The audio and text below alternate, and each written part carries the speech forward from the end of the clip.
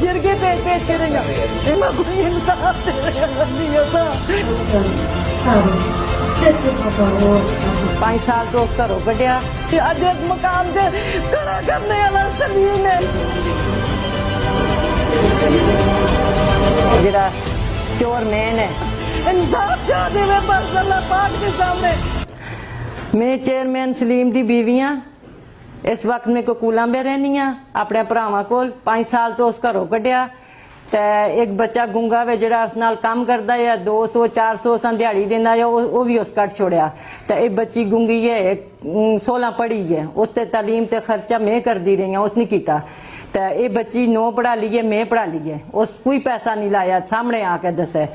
ते हुण गल ये है कि वो नहीं टिकण देना वो असां इत्थे भी आके नहीं टिकण देना मेरे भरावां तंग करदा ते धमकियां देना अपनियां बच्चियां भी खतरा है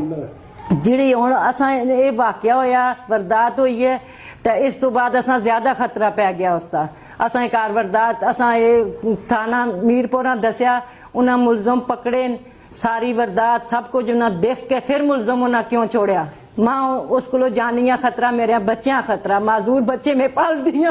इसलिए मैं कोई इंसाफ देने वाला नहीं ऐसा खुदा पूछे अल्लाह पाक ऐसा पूछे किराए वाले सारे गुआन पहले भी गुआन उससे संगी जड़े शैतान संगी सारे आके घर जिरगे मकैने दिन कोई गल नहीं मुक्की अज इस मकाम से खड़ा करने वाला सलीम है इस सलीम जालम है मैं गला दिया जालम है दुनिया से सजा मिल चला है अल्लाह पाक सजा चाहते हुए मेरे पुत्र नहीं बोलते मेरे भरा इससे पहले नहीं बोले ये समझते कि बस एवें एवें ही बस इन्हें पैरा से कुछ लो